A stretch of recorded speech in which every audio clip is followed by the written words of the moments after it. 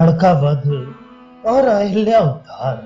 श्री शिव जी बोले, हे पार्वती, तदनंतर मुनि विश्वामित्र अयोध्या आए और राजा दशरथ से कहा कि यज्ञ की रक्षा करने के लिए राम तथा लक्ष्मण को आप मुझे दे दीजिए। गुरु वशिष्ठ के समझाने पर राजा ने न चाहते हुए भी दोनों बालकों को उनके साथ कर दिया। तदनंतर गाधी पुत्र विश्वामित्र के साथ रथ पर बैठकर उनके यज्ञ की रक्षा करने के लिए राम लक्ष्मण चल दिए। रास्ते में कामाश्रम में सवेरे स्नान करके प्रसन्न विश्वामित्र जी ने स्नान किए हुए राम लक्ष्मण को विविध विद्याएं सिखाई। शिव जी से प्राप्त माहेश्वरी धनुर्विद्या, शस्त्र विद्या, अस्त्र विद्या, लौकिकी विद्या, रथ विद्या, गज विद्या, अश्व विद्या, गदा चलाने की विद्या, मंत्र के द्वारा अस्त्र आदि का आवाहन और विसर्जन करने की विद्या, भूख प्यास को मिटाने वाली बला और अतिबला नाम की 2 विद्याएं तथा अन्य सब विद्याओं को प्राप्त करके राम लक्ष्मण वनवासी ऋषि मुनियों के सुख के लिए राक्षसों को मारने लगे। रास्ते में पथिकों को मारकर खा जाने वाली ताड़का नाम की राक्षसी को रघुनंदन रामचंद्र ने एक ही बाण से मार डाला। सुंद की स्त्री और सुकेतु यक्ष की पुत्री ताड़का पहले बड़ी सुंदर अप्सरा थी, परंतु बाद में जब उसने अगस्त ऋषि को वन में सताया तब उनके श्राप से वे क्रूप राक्षसी बन गई। उससे मारीच और सुबाहु ये 2 राक्षस पुत्र उत्पन्न हुए। राम के बाण से तेरी गत होगी, ऐसा अगस्त मुनि ने उससे कहा था। इसलिए राम बाण से इस समय अमर तथा दिव्य शरीर धारण करके वे स्वर्ग को चली गई।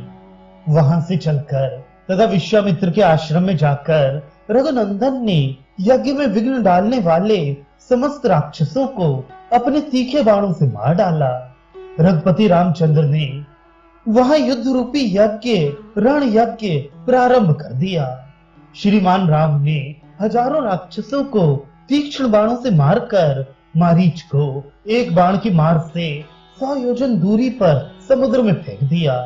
उन्होंने दूसरे बाण से मारीच के भाई सुबाहु को मार डाला। विश्वामित्र के यज्ञ की तो उन्होंने राक्षसों को मारकर निर्विघ्न समाप्ति कर दी, परंतु अपने द्वारा प्रारंभ युद्ध यज्ञ की समाप्ति नहीं की, अर्थात उनका क्रोध शांत न हुआ।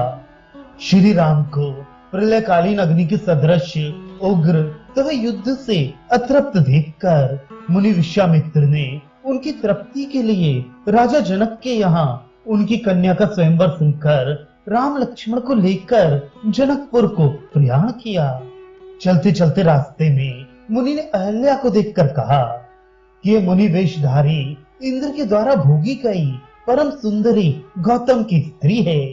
ये भेद विश्वामित्र ने राम लक्ष्मण को बताया।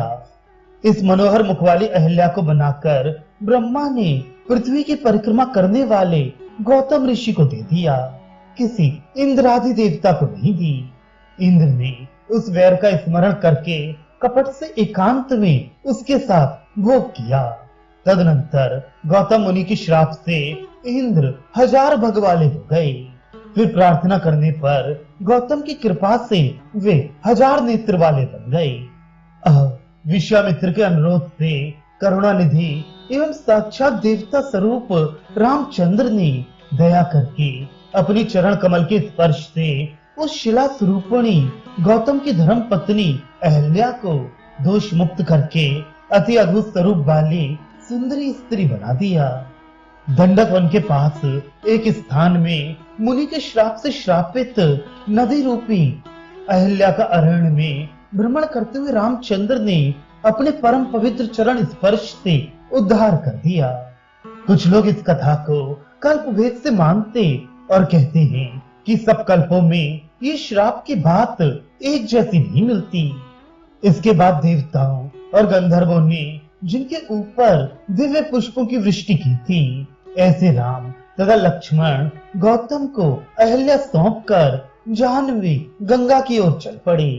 गंगा तट पर पहुंचकर रामचंद्र पार उतरने के लिए नाव खोज ही रहे थे कि इतने में एक नाव वाला बोला, हे प्रभु, हे रामचंद्र जी, यदि आप कहें तो मैं पहले आपके चरण की धूल धुलूं, बाद में आपको नाव पर बिठाकर पार उतार दूं, क्योंकि ऐसा ना हो कि ऐसा न करने पर कहीं आपकी पदरत छूने से मेरी नाव भी स्त्री ना बन जाए, क्योंकि पत्थर और लकड़ी में कोई बहुत अंतर नहीं होता।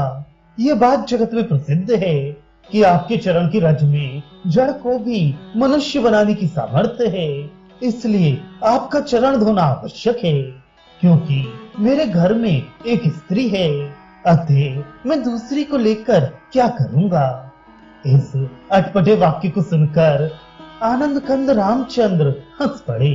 बाद में जब उस धीवर ने पांव धो लिया, तब रामचंद्र जी मुनियों के साथ नाव पर सवार होकर गंगा पार हुए और वहां से मिथिलापुरी की ओर चले।